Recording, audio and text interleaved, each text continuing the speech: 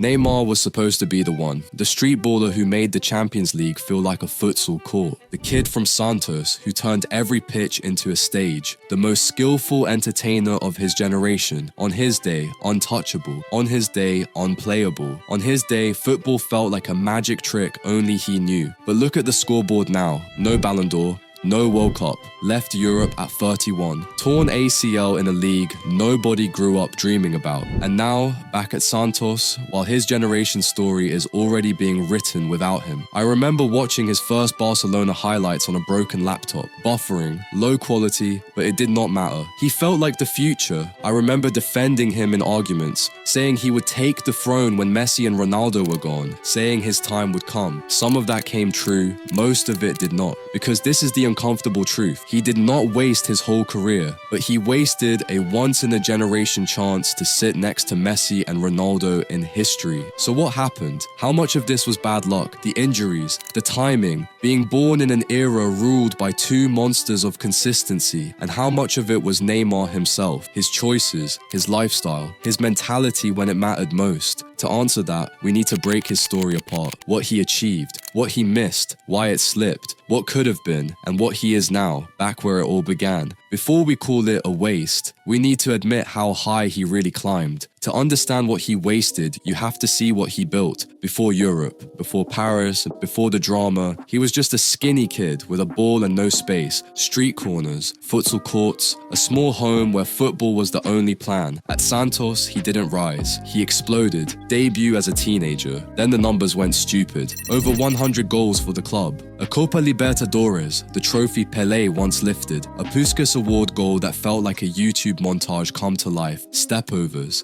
feints that cut inside from the left, then chaos. Brazil couldn't ignore it. Early call-ups, early goals, the kind of talent you skip the queue for. Then came 2013, the Confederations Cup at home. He took the number 10, scored in the opener, scored again and again. 4 goals in 5 games. In the final, against Spain's peak tiki-taka, he smashed one past Casillas from an angle that made no sense. Golden ball, trophy, Maracana singing his name. He cooked the world champions. Before he'd even played in Europe, Barcelona fixed that fast.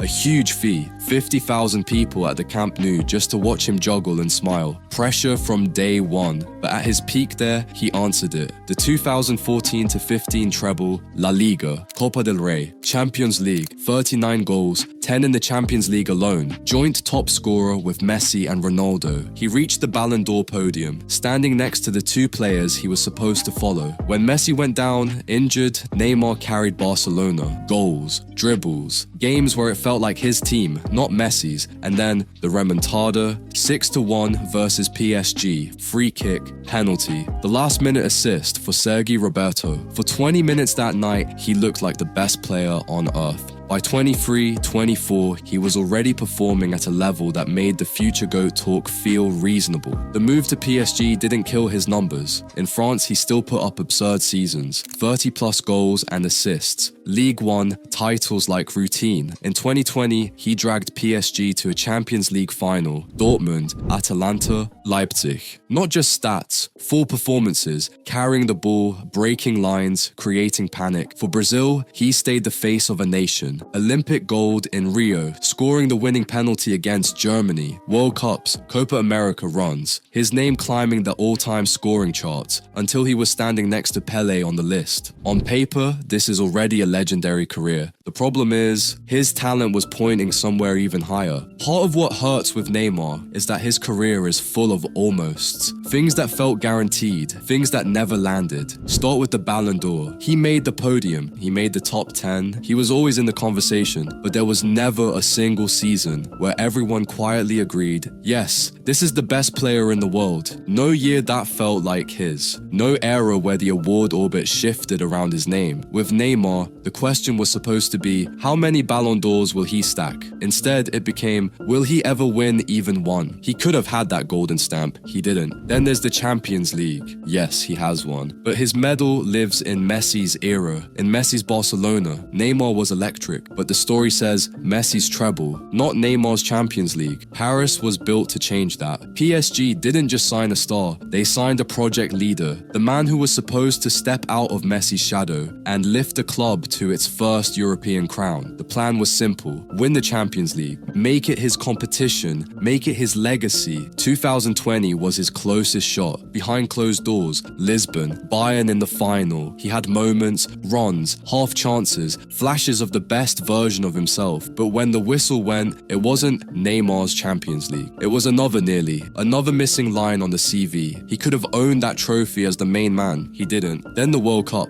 the one stage bigger than all the others. In 2014, he started like a star. 4 goals. Home World Cup, Brazil on his shoulders, then a knee in the back, tournament over on a stretcher. His country humiliated 7-1 without him. No final, no crowning moment. In 2018, he came back older, supposed to be in his prime. There were good games, good numbers, but the world didn't remember the goals. They remembered the rolling, the memes, the feeling that something was off. No iconic World Cup performance. No, this was his tournament game. In 2022, he scored that beautiful goal against Croatia. Record talks with Pelé. A moment that felt like destiny waking up again. Minutes later, Brazil were out on penalties. Another World Cup gone. Another chapter without the ending his talent deserved. And then there's time. Messi and Ronaldo stretched their peak. Deep into their 30s, 40-plus goal seasons. Ballon d'Or talks at 33, 34, 35. A decade and a half at the absolute top. Neymar left Europe at 31. Saudi money, different spotlight, different pressure. His numbers remained strong, but the feeling was clear. His peak window closed earlier than his talent promised. He could have had the longevity of a legend. He didn't, so his career isn't empty, far from it. But the missing pieces are exactly the ones we once assumed were guaranteed. So why did a GOAT path talent end up with an incomplete legacy? You can't answer that with one reason. It's a collision of two forces: what happened to him and what he chose. Let's start with the body. Injuries followed Neymar like a shadow. Not one freak moment, a pattern: foot, ankle, metatarsal. Too often the same story. A great first half of the season. Then, just as the Champions League knockouts arrived, he disappeared from the team sheet. For a while it felt like a curse. Then you look at how he plays. He holds the ball, he slows defenders down, he invites contact. It's beautiful to watch. It's brutal on the body. At his peak, he was the most fouled player on almost every pitch. Kicks to the ankles, stamps on the foot, late tackles he barely saw coming. Some of those injuries are pure bad luck. Mistimed hits, bad pitches, opponents who wanted to send a message, but some of it connects to a style that never fully adapted for longevity. Other greats learned when to release, when to simplify. He kept choosing the duel. Then there's everything off the ball. The lifestyle narratives never left him alone. Parties in Brazil, the jokes about carnival, the memes about his sister's birthday. In Paris, ultras turning up at his house to protest. A superstar whose own fans weren't sure he was all in. To be fair,